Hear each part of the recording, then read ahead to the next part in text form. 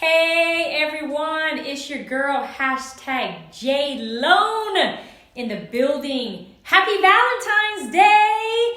I hope that you are having a great day. I hope that someone told you today or will tell you today that they love you. So if they don't tell you, I'm going to tell you, I love you. I hope that you have a great day. I hope you're having a fantastic Valentine's Day, and hopefully you'll have some fun a little later. So today is a day that I wanted to bring a mortgage video to you. I know you all haven't seen me all week long.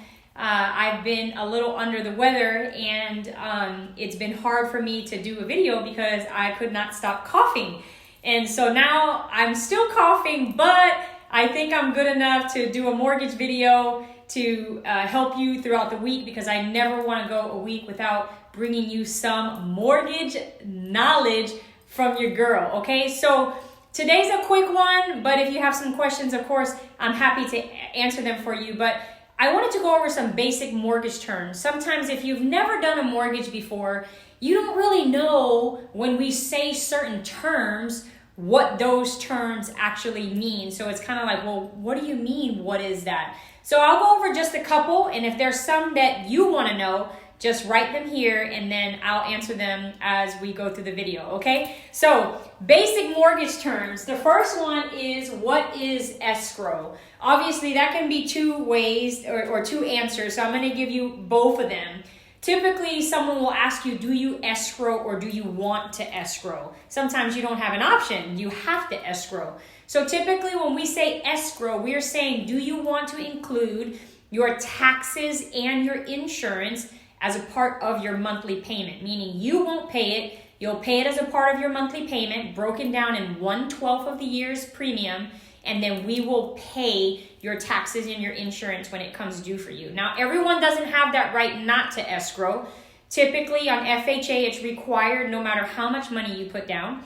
But on conventional, if you have 20% loan to value and you're doing a loan, you have the right, whether you want to or not, whether you want to escrow or not, okay? Another time you'll hear escrow is sometimes there's like money held in escrow for repairs. It's very rare that you'll hear that at the beginning, but sometimes maybe an appraisal will come back and it'll deem that there's $1,500 of work that needs to be done, and maybe the seller doesn't have that money out of their pocket right now that they can afford to pay for those repairs right now. And so they'll actually take it out of their funding and hold that money in what is called escrow until those repairs are done.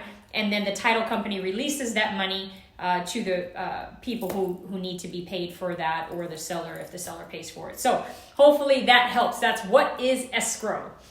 The next question is, what does paid in the arrears mean? Now this is important too, because a lot of the times you'll hear someone say you'll skip a mortgage payment. But let me explain what that really truly is in the mortgage world.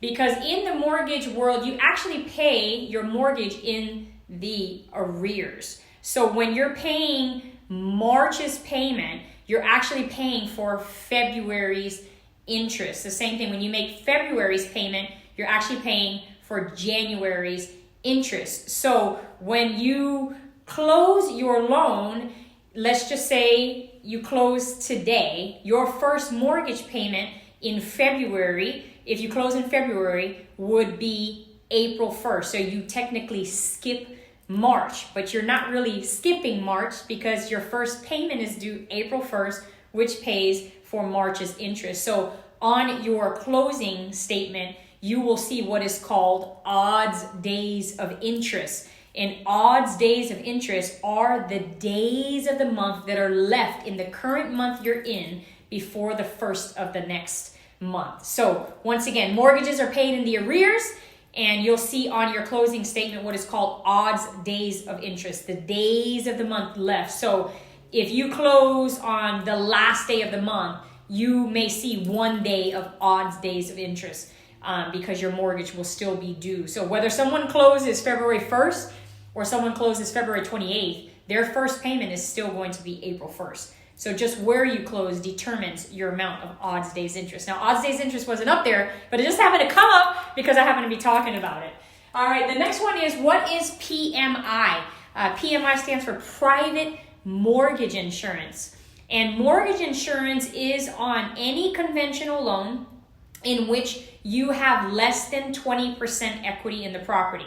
So if you're at 80% loan to value, you won't need mortgage insurance. Another thing to know is mortgage insurance doesn't really protect you, it protects the lender. Because statistically, if you don't invest 20% or more in your property, the likelihood of your defaulting is higher than anyone else. So lenders will assess private mortgage insurance to protect obviously the investment, and you pay that every month on a conventional loan until you reach 80% loan to value. Then you can request for it to come off. But if you forget, the lender will automatically have it come off at 78% loan to value. Now, on loans like FHA, you'll have mortgage insurance for the life of the loan. It doesn't matter how much money you put on. At least that's what's in place right now. So that's always a question when someone comes to me, is which one is going to be the better option. FHA requires it no matter how much money you put down, you're going to have mortgage insurance. And conventional, again, 80% loan to value or below, you won't have to have mortgage insurance. But again, it doesn't protect you. It protects the lender in case you default. So don't default, okay? The next one is, what is APR and is this my interest rate? This one is huge because a lot of the time you should actually be shopping both. You shouldn't just shop one or the other. So APR is the cost of getting the loan expressed in an interest rate.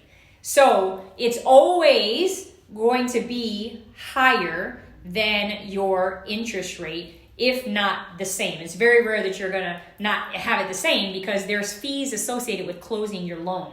So any fees, whether it's, not any fees, but there's certain fees, but let's just say a lender charges $5,000 and your interest rate's 3.75, they'll take that $5,000 expressed as an interest rate and show you what the true cost of obtaining the loan is. Your payment is not based on APR. Your payment is based on interest rate. That is what you will pay for the life of the loan. So why it's important to shop both is because some lenders may have the same interest rate, but your APR is way higher than one and the other. That's how you know if one lender is charging you more fees than the other one. So if it's the same interest rate, the next thing you should look at is APR and fees.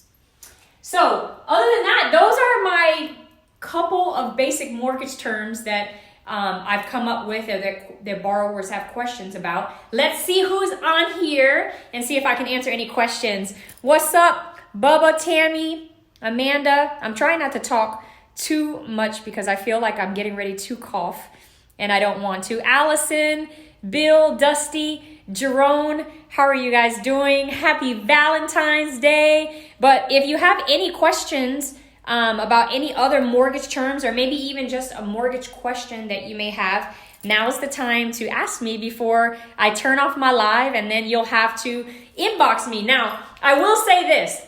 I always tell y'all to like and share, but more than anything, I need you guys to like and share this for real because I am in coaching here at Union, and our coach has a competition amongst the group to see who can post the video and who can get the most likes and shares. So amongst the group, supposedly I should win, and I think I should win because I do more videos. I try to be fun, and I'm hoping that my JLoan family, my family, you all will share, like, and share this so that I could win this in-house rivalry here, because there is someone on there that believes that they can beat me, but I think that I should win. So please click like, click share. It's your girl, #JLoan, coming to you with some knowledge. So if you have any questions, feel free to inbox me. Of course, as always, you can text me at 817-601-5456. Again, 817-601-5456. Or hit up your girl at TheJLoan@gmail.com. Be blessed today. Have fun. Love everyone, whether they love you or not. And if I can help you with anything, please reach out. Talk to you soon. Bye-bye.